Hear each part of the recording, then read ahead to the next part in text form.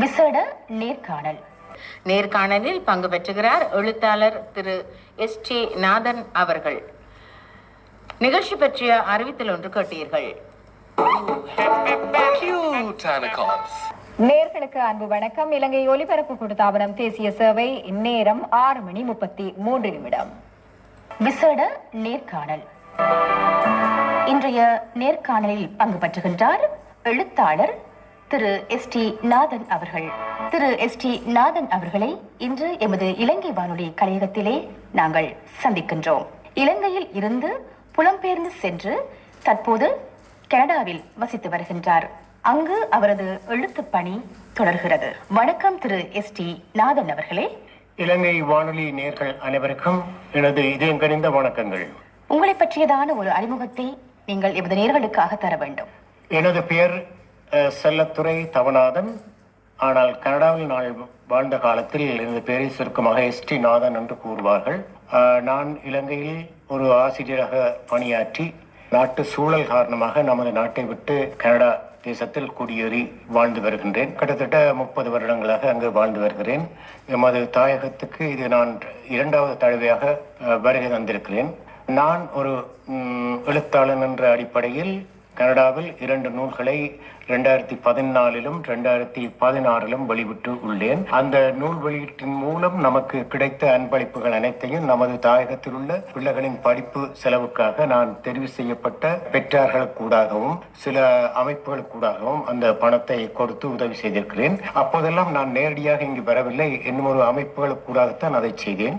இந்த முறை நான் நேரடியாக வந்து தமிழ், முஸ்லீம், சிங்களம் என்ற 3 இன மக்களின் பிள்ளைகளை தெரிவு செய்து வைத்திருக்கிறேன். அவர்களுக்கு என்னால் முடிந்த ஒரு உதவியை செய்ய வேண்டும். பெரிதாக இல்லை, என்னால் முடிந்த எனது ஆற்றலுக்கேற்ப எங்கள் 3 இன மக்களும் ஒற்றுமையாக இருக்க வேண்டும் என்ற ஒரு நோக்கத்தில் ஒரு முன்னுதாரணமாக இந்த நூல் வெளியீட்டின் மூலம் நான் அதை செய்வதற்காக இங்கு பலர் எனக்கு ஆதரவு தந்திருக்கிறார்கள். அந்த வகையில் இந்த முயற்சி சிறப்பாக நடைபெறும் என்று நம்புகிறேன். நூல் வெளியீட்டுக்காக தாய்நாட்டுக்கு நீங்கள் வந்திருக்கின்றீர்கள். 10 மாத கருவறைக்குள் பக்குவமாய் பாதுகாத்து குழந்தையை பெற்றெடுக்கும் தாய் அடையும் மகிழ்ச்சிக்கும் தனது அயராத உழைப்பினால் உருப்பெற்ற நூலை வெளியிட்டு வைக்கும் போது ஒரு எழுத்தாளனுக்கு இருக்கும் மகிழ்ச்சிக்கும் வேறுபாடு கிடையாது. தனது படைப்பு நூல் வடிவம் பெற்று வாசகர்களின் கைகளில் கிடைக்கும் போது உழைத்த உழைப்பின் பயனை அடைந்துவிட்ட மகிழ்ச்சி ஒரு எழுத்தாளனுக்கு சாதனைதான். உறங்கும் உண்மைகள் என்ற நூல் வெளியீடு இம்மாதம் 17ஆம் தேதி ஞாயிற்றுக்கிழமை கொழும்பு தமிழ்ச்சங்க சங்கரப்பிள்ளை மண்டபத்தில் மாலை 4:30 இடம்பெற இருக்கின்றது. உறங்கும் உண்மைகள் நூல் வெளியீடு பற்றி அறிய தாருங்கள். இந்த நூலின் தலைப்பு உறங்கும் உண்மைகள்.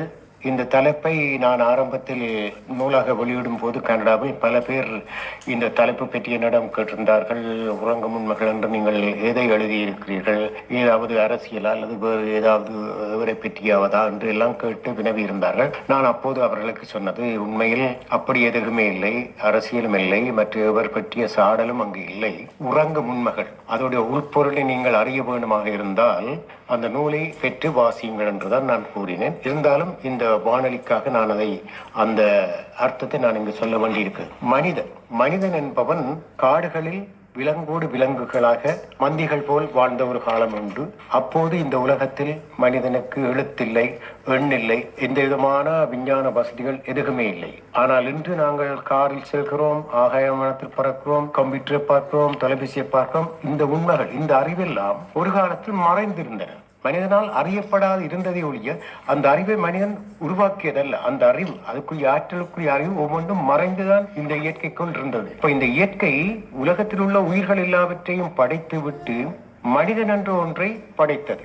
இந்த மனிதன் என்ற 5 சிந்தனையோடு பிறந்த மனிதன் 6 அறிவாக பகுத்தறிவாக வளர தொடங்கினான். ஏன் வளர தொடங்கினான் என்றது எனக்கு சின்னல்ல இருந்து ஒரு ஆசிரியர் ஒரு கேள்வி கேட்டதிலிருந்து அந்த எண்ணம் எனக்கு உருவாகினது. எப்படி உலகத்தில் கோடி உயிர்கள் இருக்கும் போது மனிதனுக்கு மட்டும் சிந்திக்கும் அறிவு வந்தது என்று நான் யோசித்து நான் பல புத்தகங்களை வாசித்து அதனுடைய உட்பொருள் எப்படி இது வரலாம் என்று நான் சிந்தித்த போது இதற்குமே விடை எனக்கு பெருசாக கிடைக்கவில்லை. எனவே எனக்குள் ஒரு சிந்தனையானது, இது இப்படித்தான் வந்திருக்கிறான். எனது மனதில் எழுந்த ஒரு சிந்தனையாகத்தான் இந்த புத்தகத்தில் உள்ள கருத்துக்கள் எல்லாம். இந்த புத்தகத்தில் உள்ள எதுவுமே எவருடைய தளவலமில்லை, எவரை கோட்பாடு செய்து எழுதினதும் இல்லை. எனது சிந்தனையில் உதாரணமாக கண்ணதாசன் எடுத்துக்கொண்டால் அவர் ஒரு படியாதவர். அவருடைய பாடல்களை நீங்கள் பார்த்தீர்கள் என்றால் எவ்வளவு அற்புதமாக இருக்கும், யதார்த்தமாக இருக்கும், மனித வாழ்வோடு ஒன்றியதாக இருக்கும். காதலாக இருந்தால் துன்பமாக இருந்தாலும் ஒன்றியதாக இருக்கும். சிலருடைய எழுத்தை பார்த்தீர்களா இருந்தால் அவர்களுடைய எழுத்து ஏதோ ஒன்றை படித்ததாக அதை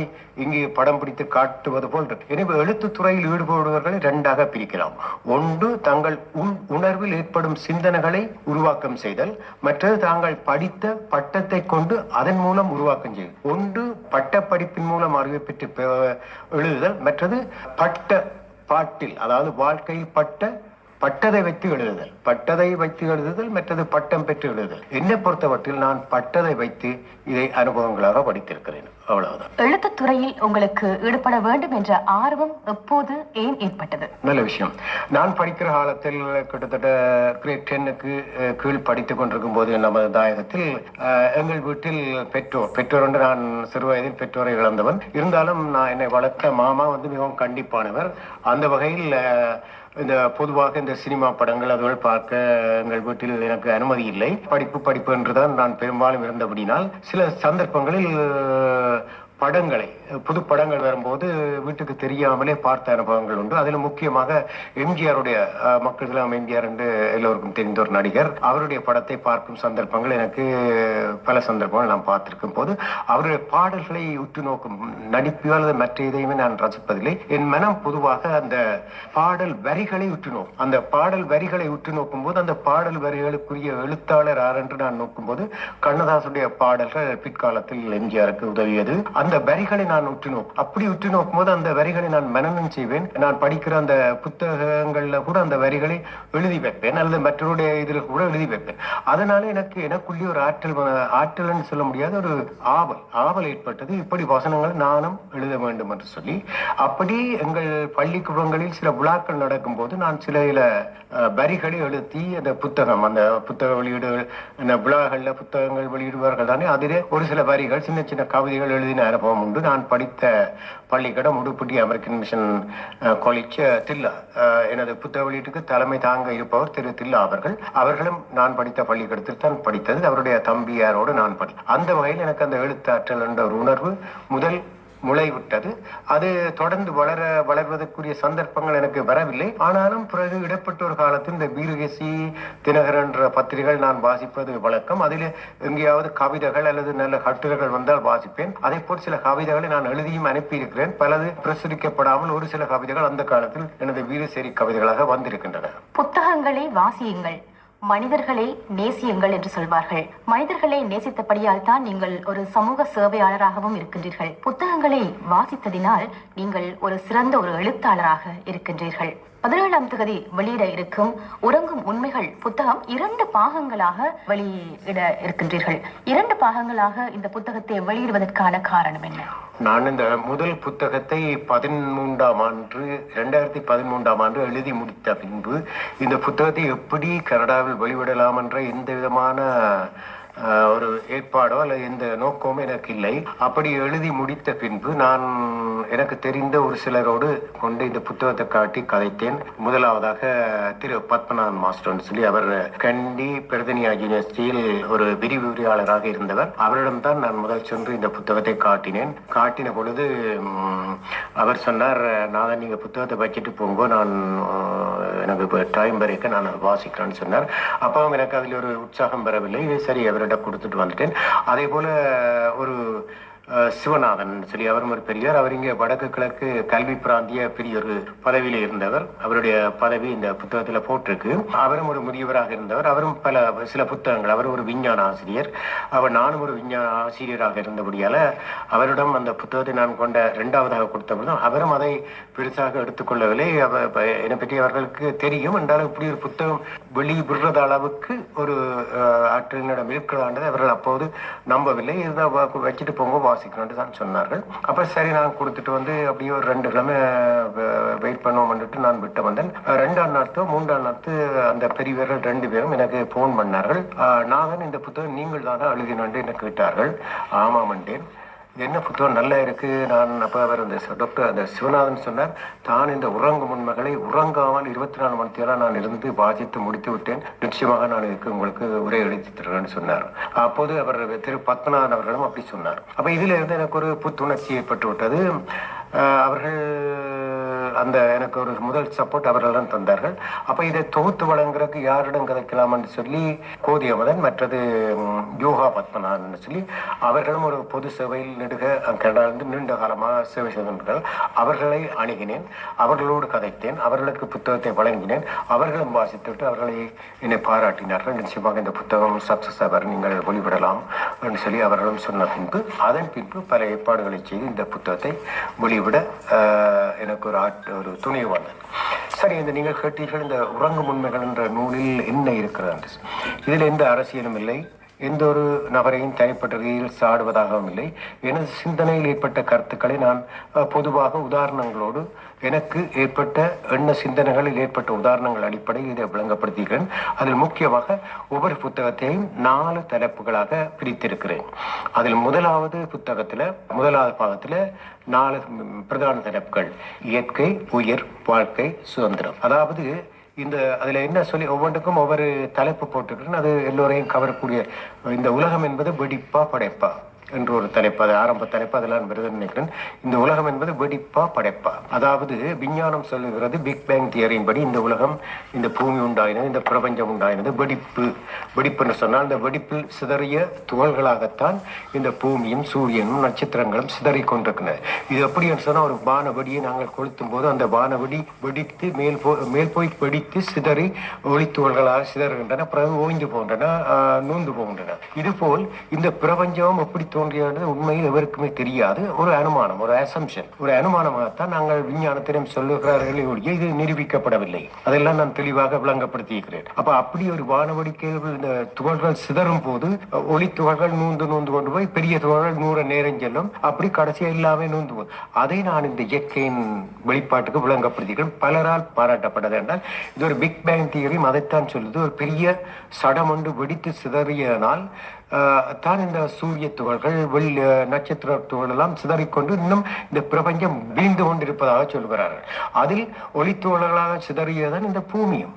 ஆரம்பத்தில் இந்த பூமியும் ஒளித்துகளாகத்தான் இருந்தது, நெருப்பு குழம்பா இருந்தது. மேற்பக்கம் குளிர்ந்து ஒடுங்கி நடுவில் நெருப்பு குழம்பு இன்னும் சிறைப்பட்டு கொண்டிருக்கிறது. அதனால் தான் பூமி அதிர்ச்சி மற்ற வல்கனோ அது இதெல்லாம் வருது. இப்ப இதுவும் ஒரு நாள் நெருப்பு குழம்பும் நூந்து தணிந்து போக இதுவும் ஒரு தனி சடமாக வரும். அதுபோல் இந்த சூரியன் கூட ஒரு காலத்தில் ஒளி இல்லாத ஒரு சடமாக மாறலாம் என்று அதெல்லாம் இந்த வானத்தில் சிதறும் அந்த வானவெடி போல் இதுவும் வெடித்து அதில் நாங்கள் எப்படி தோன்றான்னு சொன்னால், நாங்கள் ஏதோ ஒரு ஆற்றலால் உயிரினங்கள் தோன்றும். இந்த உயிரினங்கள் எங்களை போல் வேறு கோள்களிலும் இருக்கலாம். அதை மனிதன் என்று அறியாமல் இருக்கலாம். அதை அடைவதற்கு நீண்ட தூரம் எடுக்கலாம், நீண்ட காலம் எடுக்கலாம். எல்லாம் சாத்தியப்படலாம், சாத்தியப்படாமல். இது எல்லாத்தையும் நான் பெருவாரியா வெடிப்பா. அடுத்தது கடவுள் படைப்புன்னு சொல்லி கடவுளுக்கு வரணும். அப்ப இந்த படைப்புன்றது என்ன? ஏதோ ஒரு சக்தியால் இந்த படைப்பு உருவானது. அதை மனிதன் நம்புகிறான், நம்ப வேணும். கடவுள் என்று ஒன்றை இருப்பதாக நாங்கள் விஞ்ஞானத்தில் எவ்வளவுதான் வளர்ந்தாலும் அதனால் மனம் ஒருபோதும் திருப்தி அடையாது. எப்ப நாங்கள் கடவுளை நம்பி அதை தியானிக்கிறோமோ அதில் மனம் ஒரு அமைதி அடையும். இது எதற்கு உதாரணமாக நான் சொல்றேன், ஒரு ஆசிரியருக்கு நாங்கள் கட்டுப்பட்டு அவர் சொல்ற பாடங்களை சரியாக படித்து அவர் சொல்றதை நாங்கள் கவனப்படுத்தி அவருக்கு ஒரு மதிப்பு கொடுத்தா தான் ஒரு மாணவன் முன்னேற முடியும். அதே போல் உலக மானிடமும் ஏதோ ஒரு சக்திக்கு கட்டுப்பட வேணும், பயப்பட வேணும். நான் இது செய்தால் அது தப்பு என்ற ஒரு எண்ணம் பெற வேணுமாக இருந்தால் கடவுளை ஒவ்வொரு மனிதனும் நம்பப்படும். ஆனால் அந்த கடவுளை நம்புகிறவர்கள் ஒவ்வொரு மதங்களால் இங்கு செய்யும் அனர்த்தங்களும் சண்டைகளும் தான் தவிர்க்கப்பட வேணும். அதுதான் நம்மால் ஏற்க முடியாத ஒழிய கடவுள் என்றது ஒரு சக்தி. அந்த கடவுளை நீ எங்கே காணலாம் என்ற ஒரு கேள்வி எங்க நான் போட்டிருக்கிறேன். கடவுளை நீ கண்டதுண்டோ அதை எங்கே உன்னால் காண முடியும், அது உண்மையான்னு சொல்லி தலைப்பில் கூட எழுதியிருக்கிறேன். அதையும் பலர் பாராட்டினார்கள்.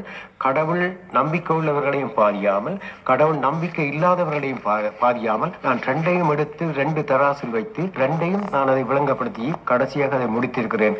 கடவுள் என்பது உனக்குள் இருக்கும் அந்த நம்பிக்கை தான். அந்த நம்பிக்கை உனக்கு இருந்தால் நீ உன்னை சூழ்ந்து கடவுள் எப்போதும் உன்னுடனேயே இருப்பார். நாங்கள் எவ்வளவோ செய்திகளை பார்க்கிறோம், கடவுளின் பெயரால் இங்கு எவ்வளவோ அனர்த்தங்கள் நடக்கிறது. ஆனால் கடவுளை நம்ப வேணும். கடவுளை நம்புறதாக இருந்தால் முதல் உன்னை நீ நம்ப வேணும். உன்னை நீ நம்பினால்தான் மற்றவர்களை நம்புவாய். உனக்குள் நீ மனம் என்ற ஒரு சக்தி இருக்குது. உடல் என்பது உனது சடம். அப்ப இதுல உன்னோட கடவுள் என்றால் யார்? உனது உள்ளம்தான் கடவுள், அதை சூழ்ந்திருக்கிற உடல் தான் கோவில். இந்த ரெண்டையும் நீ சரியாக கவனித்துக் கொண்டால் ஆண்டவன் உன்னோடு எப்போதும் இருப்பார். எல்லா மதங்களும் என்ன சொல்லுகிறது? கடவுள் ஒன்று என்றுதானே சொல்லுகிறது. அப்படி என்றால் ஏன் மதங்கள் எல்லாம் சகோதரமாக இருக்க முடியாது, ஒன்றுக்கு ஒன்று முரண்படுகிறோம்? அதில் தான் எங்களுக்கு நம்பிக்கை நம்புகிறது ஒழிய எனது கடவுளை நான் எப்படி நம்புகிறேன் என்றால் எனது மனம்தான் எனது கடவுள். அந்த சக்திக்கு நாங்கள் வணங்குகிறதுக்கு இயற்கை என்ற சக்தி கடவுளாக எங்களுக்கு உதவுகிறது. இதுவனை பற்றித்தான் நான் எழுதியிருக்கிறேன். இது கணக்கு எழுதியிருக்கிறேன். கனவிதமாக ஒரு தலைப்புகளை வர்ற மட்டும்தான் இதில் சொல்லியிருக்கேன். 21 தலைப்பு ஒவ்வொரு புத்தகத்திலும் இருக்குது. பல விதமாக நான் அதை சொல்லியிருக்கிறேன். ஒரு விஞ்ஞான ஆசிரியர் என்பதை உங்களுடைய இந்த புத்தகம் எமக்கு சான்று பகர்கிறது. ஒவ்வொரு அத்தியாயமும் அருமையான தலைப்புகளை சுமந்தவாறு இருக்கிறது. மிக அருமை. தலைப்புகளை பார்க்கும் போது இந்த புத்தகத்தை ஒரே நாளில் வாசித்து முடிக்க வேண்டும் என்கின்ற எண்ணம் எமக்குள்ளும் ஏற்படுகிறது. அந்த அளவுக்கு நீங்கள் இயற்கையை நேசித்திருக்கின்றீர்கள், மனிதர்களை நேசித்திருக்கின்றீர்கள். எனவே இந்த புத்தகம் நூலுரு பெற்றிருக்கிறது. உறங்கும் உண்மைகள் வாசகர் கைகளில் சேரும் போது நிச்சயம் விழித்துக் கொள்ளும். ஏற்கனவே 2 புத்தகங்கள் வெளியிட்டதாக கூறியிருந்தீர்கள். அந்த 2 புத்தகங்களும் எவற்றை கருப்பொருளாக கொண்டவை? என்னுடைய உறங்கும் உண்மைகள் என்பது நான் முதல் நூல் வெளியீடு செல்ல அங்க மேடையில் அந்த பிரசுரத்தை நான் வெளிவிடும் போது கூறியிருந்தேன் பார்வையாளர்கள் மத்தியில். என்னுடைய முழு புத்தகமும் 1000 பக்கங்களை கொண்டது என்று சொல்லி அந்த 1000 பக்கமான புத்தகத்தை நான் முழுமையாக எழுதி முடித்து விட்டேன். இங்கு அதாவது நமது தாயகத்தில் வெளிவிட இருக்கும் இந்த 2 நூல்களும் 500 பக்கங்களை கொண்டது. மற்ற 500 பக்கங்களை நான் எழுதி முடித்தேன். அவற்றைத்தான் இந்த முறை இங்கு கொண்டு வெளிவிடுவதாக நான் முதல் ஏற்பாடு செய்திருந்தேன். ஆனால் சில பேருடைய அறிவுறுத்தலுக்கு பதிலாக அறிவுறுத்தலின் அடிப்படையில் அவர்கள் சொன்னார்கள், உங்களுடைய இந்த முதல் அங்கே வெளிவிட்ட அந்த 2 நூல்களையும் முதல் இங்கு நீங்கள் வெளிவிட்டால், இங்க நீங்க முதல் வெளிவிடவில்லை தானே, அதை வெளிவிட்ட பின்பு மற்ற 500 பக்கங்களையும் இன்னும் ஒரு காலத்திகதியில் வெளிவிட்டால் நல்லது என்று சொல்லி அறிவுரை சொன்னதனால் நான் கனடாவில் வெளிவிடப்பட்ட 2 நூல்களையும் தான் இங்கு மறுபதிப்பாக இங்கு இப்போது வெளிவிடுகிறேன். அப்ப கனடாவில் வெளிவிட்ட போது எனக்கு ஒவ்வொரு நூல் வெளியீட்டிலும் ஒரு குறிப்பிட்ட தொகை பணம் சேர்ந்தது டாலரில். அந்த டாலரை நான் இங்கே உள்ள எங்கட மக்களுக்கு தான் நான் உதவி செய்திருக்கிறேன். அதே போல் அதே பிரதியை இங்கு இப்போது வெளிவிட்டு இங்கே வர்ற தொகையையும் நான் தமிழ், முஸ்லீம், சிங்களம் என்ற 3 இன மக்களுக்கு நான் அதை செய்ய இருக்கிறேன். ஏற்கனவே நான் இங்கு வரக்கு முதலே என்னுடைய மருமக்களுக்கு கூட ஒரு அமைப்பு மாதிரி STO என்ற ஒரு அமைப்பு, சேவிங் டேமல்ஸ் ஆர்கனைசேஷன் அல்லது செல்லத்துறை தவணான் ஆர்கனைசேஷன் என்றும் அதை மீனிங் எடுத்துக்கொள்ளலாம் என்ற பேர் அடிப்படையில் அது கூட நான் ஏற்கனவே இந்த நூல் இங்கே வெளிவிடக்கு முதலே சிங்கள குடும்பங்களுக்கும் நான் இதை செய்திருக்கிறேன். அவர்களுக்கும் எங்களோட கால சூழல் யுத்தங்களில் பாதிக்கப்பட்டவர்களுக்கு ஒரு ஃபேமிலியாக்களுக்கு செய்திருக்கிறேன். அதுக்கெல்லாம் ஆதாரம் இருக்கு. அவர்களும் இந்த விழாவில் கலந்து கொள்ள இருக்கிறார்கள், வருவார்கள் என்று சொல்லியிருக்கிறார்கள். அதே மாதிரி முஸ்லீம் மற்றது தமிழர்கள் என்று எங்களோட 3 இன மக்களும், ஏன்னா இது ஒரு குட்டி நாடு. இந்த குட்டி நாட்டுக்கு நாங்கள் ஒரு ஒற்றுமையாக எல்லோரும் இருக்க வேண்டும் என்றதான் எங்களுடைய ஆதங்கம். மற்றது உயிரென்றது எல்லாருக்கும் ஒன்றுதான். அது பூச்சிக்கும் ஒன்றுதான், புழுவுக்கும் ஒன்றுதான், மனிதனுக்கும் ஒன்றுதான். உயிருக்கு அளவில்லை. உயிர் எங்க இருக்கிறது உடலுக்கு எவருக்குமே தெரியாது. கடவுள் எங்க இருக்கிறார் என்று எப்படி மனிதனுக்கு தெரியாதோ அதே மாதிரி ஒரு மனிதனுடைய உயிர் எங்க இதயத்தில இருக்கிறதா, மூளைக்கு இருக்கிறதா, காலில் இருக்கிறதா எவருக்குமே தெரியாது. ஒரு இயக்கத்தின் வெளிப்பாடுதான் இயக்கம். அந்த இயக்கம் அப்போது இல்லாமல் போகுது, அப்போது உயிர் இல்லை என்றதான் கருது. உயிர் மோட்சத்துக்கும் போவதில்லை, நரகத்துக்கும் போவதில்லை என்றதையும் நான் அதில் தெளிவுபடுத்தியிருக்கிறேன். உயிர் என்பது நீ வாழும் வரை நீ வாழும் வாழ்க்கை தான் நரகம், சொர்க்கம் என்றது. நீ நல்லதை செய்து மற்றவர்களை மகிழ்வித்தால் நீ சொர்க்கத்தில் வாழ்கிறாய் இந்த பூமியில். கெட்டதை செய்து தீயதை செய்து மற்றவர்களை துன்பப்படுத்தினால் நீ பூமியில தான் நரகத்தில் வாழ்றான்னு அர்த்தம். இதோடைய இறந்த பின்பு சொர்க்கம் நரகம் என்றெல்லாம் அறியாமை காலத்தில் மனிதன் சொல்லி வைத்தது. அதுதானே ஒழிய வாழும் வாழ்க்கை என்றது ஒரு முறை. அதை பற்றி நான் கவிதையும் எழுதியிருக்கேன். வாழ்க்கை என்பது ஒரு முறை, மீண்டும் வராத வாழ்க்கையில் கிடைத்த வாழ்க்கையை நீ மகிழ்ச்சியாக வாழ வேண்டுமாக இருந்தால் முதலில் உன்னை நீ மகிழ்ச்சியாக வைத்திருப்பதற்கு நல்ல செயல்களை செய்ய பழகிக்கொள்.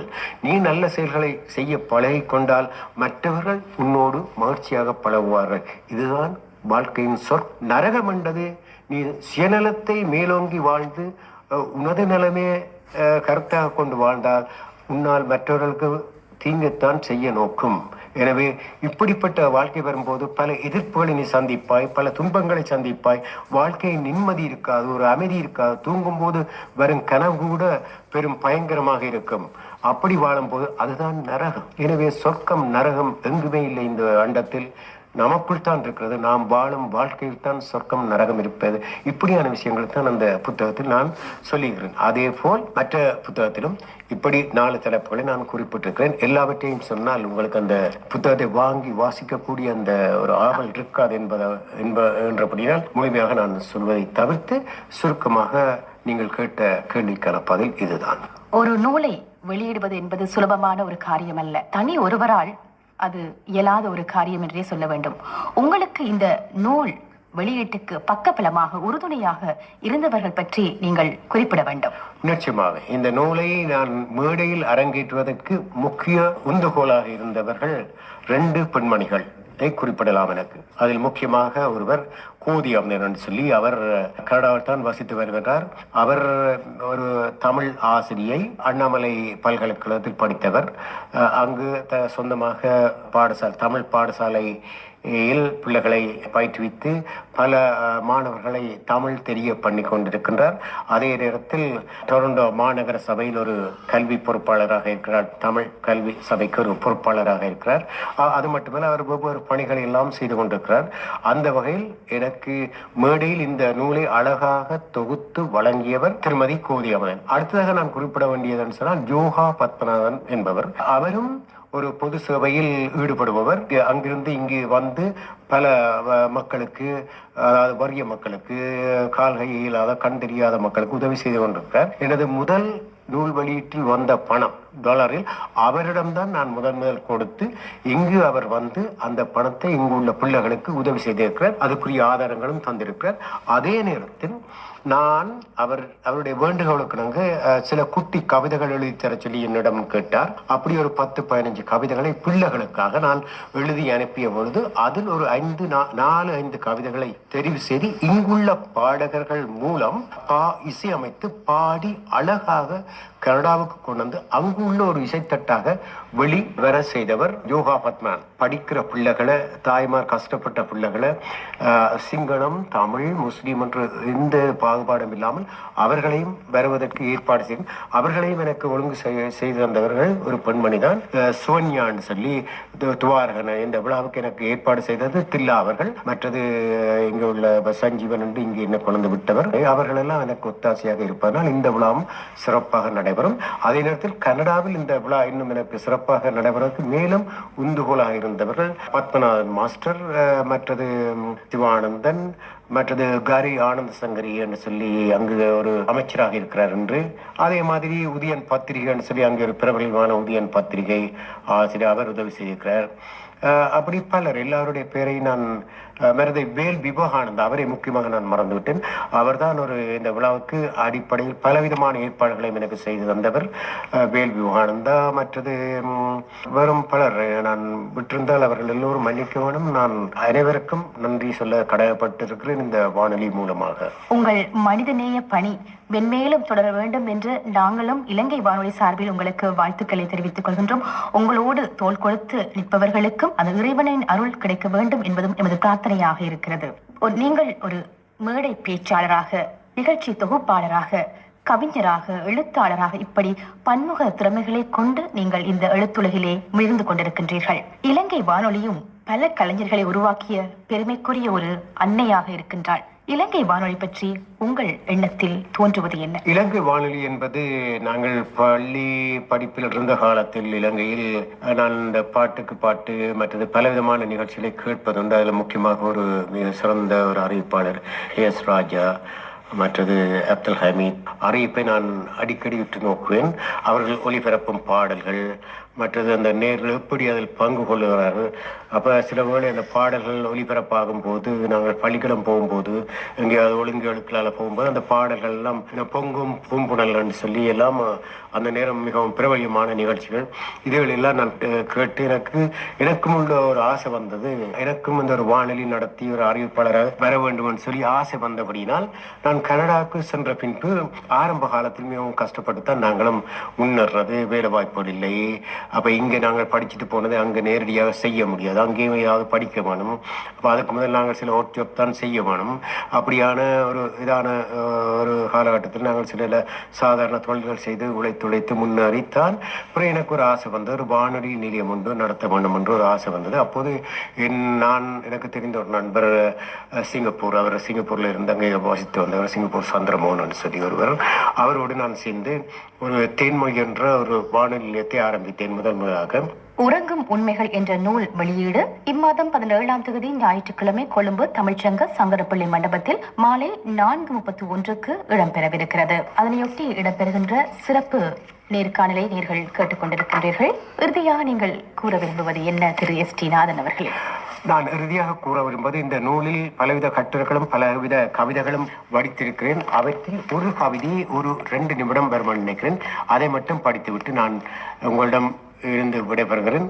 மனம் ஒரு குரங்கா பசுவா, மனம் ஒரு குரங்கா பசுவா, பலருக்கு மனம் ஒரு குரங்கு, சிலருக்கு அது ஒரு பசு போல். பலருக்கு மனம் ஒரு குரங்கு, சிலருக்கு அது ஒரு பசு போல். எண்ணிப்பார் மனிதனே யார் நீ இதிலென்று, எண்ணிப்பார் மனிதனே யார் நீ இதிலென்று. காட்டு மர கிளைகளில் தாவது குரங்கடா, காட்டு மர கிளைகளில் தாவது குரங்கடா, வீட்டு மர கட்டையில் கட்டியது பசுவடா, வீட்டு மர கட்டையில் கட்டியது பசுவடா.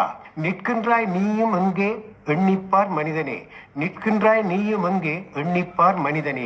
மனதையும் தாவ விட்டால் அது குரங்கடா, மனதையும் தாவ விட்டால் அது குரங்கடா, சிந்தையால் கட்டி வைத்தால் அதுவே பசுவடா, சிந்தையால் கட்டி வைத்தால் அதுவே பசுவடா. இது முடிந்தால் நீயும் மனிதனடா, இது முடிந்தாலே நீயும் மனிதனடா, இல்லையேல் குரங்கடா, இல்லையேல் குரங்கடா. தாவும் குரங்கினால் யாருக்கு என்ன பயன், தாவும் குரங்கினால் யாருக்கு என்ன பயன், கறக்கும் பசுவினால் பாருக்கே பயன் பாலடா, கறக்கும் பசுவினால் பாருக்கே பயன் பாலடா. சொல்லடா மனிதனே நீயும் குரங்கா பசுவா, சொல்லடா மனிதனே நீயும் குரங்கா பசுவா. மண்ணுக்குள் மண்ணாகி மறைந்து போகும் மனிதனே, மண்ணுக்குள் மண்ணாகி மறைந்து போகும் மனிதனே, மனதுக்குள் விண்ணாகி எண்ணத்தில் உயரடா வாழ்வில், மனதுக்குள் விண்ணாகி எண்ணத்தில் உயரடா வாழ்வில். பசுபோல் பயனாவாய் அறிவாலே உலகு, பசுபோல் பயனாவாய் அறிவாலே உலகுக்கு.